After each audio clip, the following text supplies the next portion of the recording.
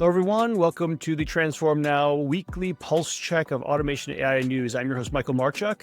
And I'm Brad Hairston. And I am so glad that you guys are all joining us this Friday. So we've got several things to go over this. We've got 4 articles to start with here. So the first one we'll start off with is from Fortune magazine, where it's entitled, "Employees Are Using AI at Work, but hiding it from their bosses because they think it gives them a secret advantage over their peers." Brad, are you hiding all of your AI usage from all of your bosses to make sure that they know that you've got a secret advantage in your brain? Not only am I not hiding it, I think I talk about it about 10 times a day with everyone I know because it's so ingrained in the majority of things I do. So why do you think that somebody would say they're hiding it? Why do you think that this perception is there? I don't know. I found this article a bit amusing, and you know, it's based on a survey of employees. 1/3 of them said they're keeping this secret because, you know, it's a secret advantage over their peers. They think. I would say, you know, okay, you're using AI to improve your performance and productivity. Great, keep it up. But everyone else is doing the same. It's not really a secret anymore. Yeah. I have found, and I'm sure you have too, I have found even the most technically averse people that I know are using ChatGPT or Grok or Claude or what have you to do virtually everything. In fact, even one of my wife's friends recently heard about something that I'm doing in my job, and she said to my wife, "You know, he can use ChatGPT to help with." Wow. My wife turned to her and said, "You know, he does this for a living. You know, this. I mean, he's right in the middle of this whole industry." So yeah, it's you know, we've run out of ways to say, "Hey, you want to see something cool? You want to see, you know, Right. me as an avatar with a movie background, you know, running behind it? Let me show you." Everyone else has seen it already. Or they're doing it and they want to show you 5 examples, you know, to your 3 examples. So yeah, I think this article is a little dated, even though it just came out. I think the principle behind it is a little dated. And what it did say, and I agree with this, is that because it has become so pervasive, more companies need to train their employees. They need to give them some, not just some guardrails and some principles to operate by, but they need to give them, I think, some basic training and kind of coach them a little bit about how they can use it, how they can put it to best use. And it also pointed out that there aren't enough guidelines or guardrails in place. So for companies that haven't said anything about it, or they've just kind of put it on the back burner, chances are their employees are doing some things that may put sensitive data at risk or other bad, consequences. So I think those are real things. Those are real challenges that companies need to get behind. But as far as the workers out there, hey, keep doing it. It's not likely creating that big of an advantage for you over your peers, but it is making your job performance better. It is helping you be more creative, make your work more human. So keep at it. Yeah, I think one of the things you mentioned is that while they're hiding this, thinking it's a secret advantage for them, what they don't realize is that by hiding it, it could potentially put their organization at risk. Mm-hmm. And that's probably the biggest thing. You mentioned that, this whole, hey, I'm using this, the data is just going out there into a public forum, basically, that it is being used to manage, something that comes back. I think employees are not well enough educated to understand necessarily what they're doing. Mm-hmm. To me, it's almost like going up to somebody in an airport, opening your laptop up and say, "Hey, what do you think about this spreadsheet that I could fix to make it look better?" You may get some good advice in how to fix your spreadsheet, but you've also allowed someone else to see that data and see what's going on who wasn't part of your organization. Mm-hmm. So I think that's probably the biggest thing that these folks don't understand. So you're right. Companies need to take this seriously and say, listen, we want you to use AI, but we want you to use it in a respectful and responsible way. And here's how we suggest you do that to allow our company to reduce its risk while you get all these benefits that you've been experiencing. Right. So it's that's something that we just have to make sure that our companies, embrace that way. Yeah, agreed. So talking about embracing new ways of work. Next one here is from the technologyreview.com. The article is Anthropic's new hybrid AI model can work on tasks autonomously for hours at a time. Why is this so important, Brad, that they're working for hours at a time? Well, it's a byproduct of advancements in this area of memory, right? Enhancing memory. That's been a recurring theme in recent weeks with some of the other LLM providers, that we've talked about, that have had articles written about them. Memory is a big deal.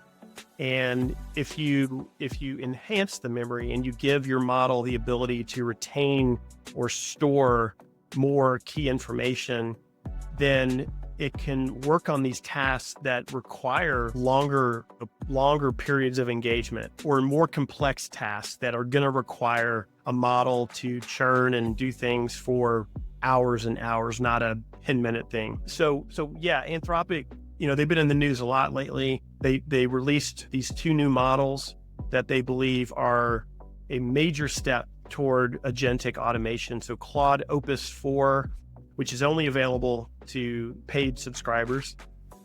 And then Claude 3.7 Sonnet is the second one. And that one you can get as a free Anthropic subscriber. This is again, contributing to, or at least paving the way to doing more agentic automations, more autonomous activity on the part of an AI agent, less hand-holding, that type of thing. So, in the 2 examples they provided, which were pretty fascinating. One was they had Opus 4 playing the video game Pokemon Red, and it played it consecutively for 24 hours while simultaneously writing a guide for the game, the video gamers. So that's pretty impressive. The other example is from a customer, Rakuten, the Japanese retailer. They used Opus 4 to develop some code, and it was something that required continuous activity for 7 hours straight. So it was a very complex coding exercise, and Opus 4 was able to work against that goal for 7 hours at a time. So this memory enhancement is a big deal. It is pointing us more toward this opportunity to have more autonomy and agents that are more capable, and we'll see how it continues to develop. The other things they mentioned, Michael, just worth mentioning, both of these 2 new models have the ability to think, where you can prompt it to, think about a response before you come back. So a deeper, more reasoned response. I've used this feature recently with Grok, and I did find that it made a difference. When you tell it to think before it responds, it slows it down a little bit, but the answers come back and they're higher quality, I found. Yes. That's one thing. The other thing is Anthropic said that these new models do a better job of containing the AI from taking shortcuts to achieve a goal, like cheating in a game, for example. They realize that that's something else that they need to address and mitigate. There have been lots of examples of this where an AI agent had a goal and it's off figuring out its own course of action. And, if it's cutting corners or doing something slightly unethical, as long as it achieves the goal, that's really the main thing. And now these companies like Anthropic have figured out they need to coach the AI to not do that. They need to put some constraints around it. And I think these 2 models, they think, are a step in that direction.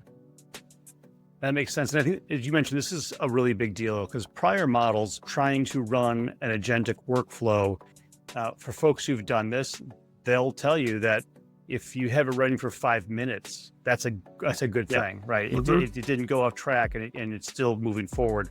So having a set stage where it can run for 7 hours to do coding, that is very impressive for what we've seen in the past. So this memory really does change the way that these models interoperate. And as you mentioned too, adding these sort of guardrails to not just for ethical or for responsible use, but it's along lines of how you manage the task itself, that changing the goals themselves to be not as abstract. Hey, I want you to win at Monopoly. Well, I'll just take all the money and all the properties. I win. There you go. I'm done. It's actually playing the game and going by the rules and following them. That makes sense. So very good. I think as agents become more mainstream and proliferate, no one's going to want those agents coming back to them every 30 seconds and trying to make sure they're doing the right thing or asking for some kind of validation or what have you. They really do need to be able to go off and work for extended periods of time and then come back and kind of report their progress. And so, I think this enhanced memory capability that is central to these two new models is something we're going to continue to see happen throughout large language models from all providers. Yep, I agree. So this next article is coming from TechFlow, which is then republished on Binance, talking about a unicorn company, a $1.5 billion AI organization that may not have been exactly what it was about. So this article is titled $1.5 billion AI unicorn collapse. All Indian programmers impersonating. What happened, Brad? This one is astounding and amusing and scary all at the same time. So this company Builder.ai, they mastered the art of what's called, it's a new term, AI washing. And what that means is they brought to market an AI capability that on the surface looked pretty slick. I don't know if they put it forward as a large language model or something else, but essentially, you put in a prompt and it gives you a result.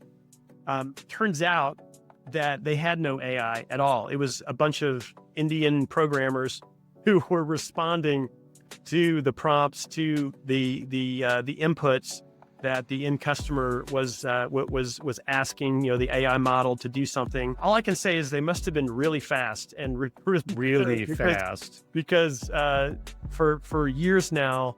It's years, as you said, it's years. 8 years this happened. 8 years, and they were so good at it that this guy that started the company, I can't find his name. He convinced major companies to invest in this. That includes SoftBank, it includes Microsoft, Amazon, the largest sovereign wealth fund, Qatar Investment Authority, was a huge investor. So lots of money poured into this. The company, as just in the last year, was valued at $1.5 billion. And that's shocking. And I think to see Microsoft as well become an investor, and they even integrated it in their cloud services. So they were that convinced of it, of the value of it. That's shocking to me, but the guy behind this, he also falsely reported 300% revenue to the investors, revenue growth. So it's not only a fake company, it's a little bit of a Ponzi scheme. Mm-hmm. And these companies have lost a lot of money, and this is being described as the largest AI startup going belly up, basically. And I would question, is it an AI startup if they didn't use AI? I'm just asking. There you go. They describe themselves as one, but you're right. They were totally fictitious. By the way, the article said that Builder.ai owes Amazon, I think, 85 million, and they owe Microsoft 30 million. So if I were them, I wouldn't expect to receive any packages on time for a while, and I wouldn't expect Microsoft 365 to work on their laptop. So I'm guessing that they're probably going to be using DOS on their PCs for the next few years while they get back into good graces with these companies if they can ever get back in good graces. But it's fascinating story. It's amazing that this kind of thing can happen in the modern era, but apparently it can't. They hit it very well, because they just over those 8 years, as the article showed, they raised over $445 million in funding. So Insane. they had big players. They were able to pull the wool over these big players' eyes for a very long time. So very interesting, and kind of sad too, especially considering the fact that there's so many of these AI startups who really are doing these things and are struggling to find funding. Yet we have someone who's a con artist who is able to do that for themselves. So our last article here, this is on the Farmingdale Observer, which of course I'm sure you are absolutely subscribed to. The article is titled "Iceland Approved the 4-Day Workweek in 2019. Nearly 6 years later, all the predictions made by Gen Z have come true." What were those predictions, and what were they afraid of? This is a great article to end on, because it's a very positive article, and I think it's worth talking about because this is a reality. This could be a reality for all of us, for all countries in the near future, as a result of automation, AI, and the productivity improvements in society. So, essentially in 2019, Iceland became the first country in the world to move to a 4-day working week. And they, 6 years later, have almost 90% of their workers working a 4-day work week. And they're doing 36 hours. So it's not like a full day was cut out. They basically cut back by 4 hours. They're just working those 36 hours in 4 days. And they took no loss of pay, no loss of benefits. So it was a government-driven change that they supported. There were concerns about productivity, about are people gonna lose their focus and what have you. And now, 6 years later, they're saying there's less stress. People feel more work-life balance. It's had just an overall positive impact on employee well-being. And there have been things they didn't even expect. They found that men and women that were working a full-time schedule now have gotten more involved in their families and raising kids. And they've seen a lot of very positive, results as well.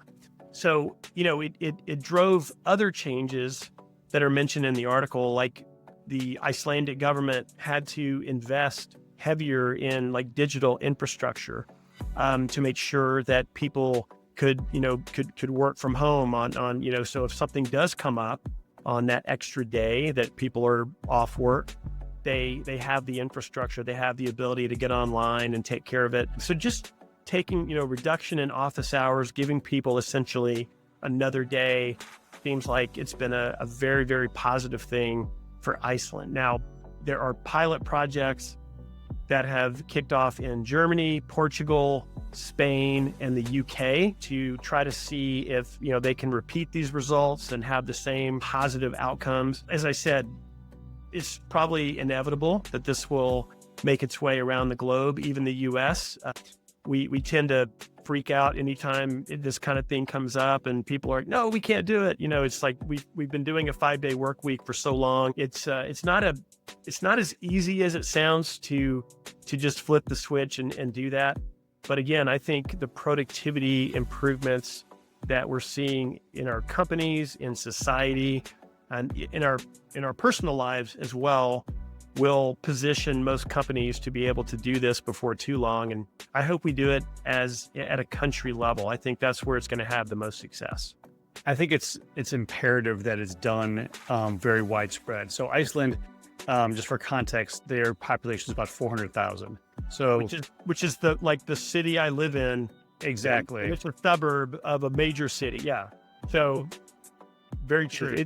This is a microcosm, but it was done for the entire population. They started off as an experiment in 2015. They ended up making widespread 4 years later after they saw the benefits that were there.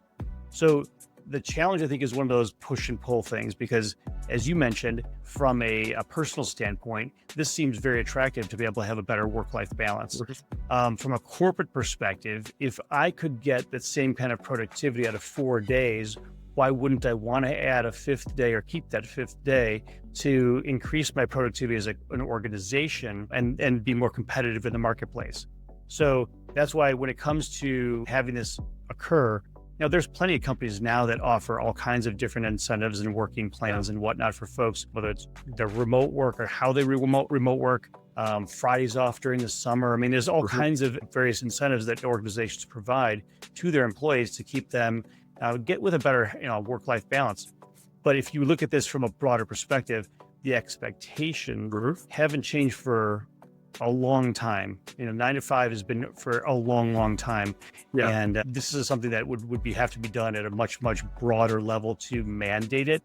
Really bring all organizations into the same level playing field. Otherwise, especially in America here, as a very capitalist society, we're going to find a way to do the most with what we can, because if I've got the resources and they're producing all this for me, why wouldn't I want to, rev that engine a little higher, get more out of them, right?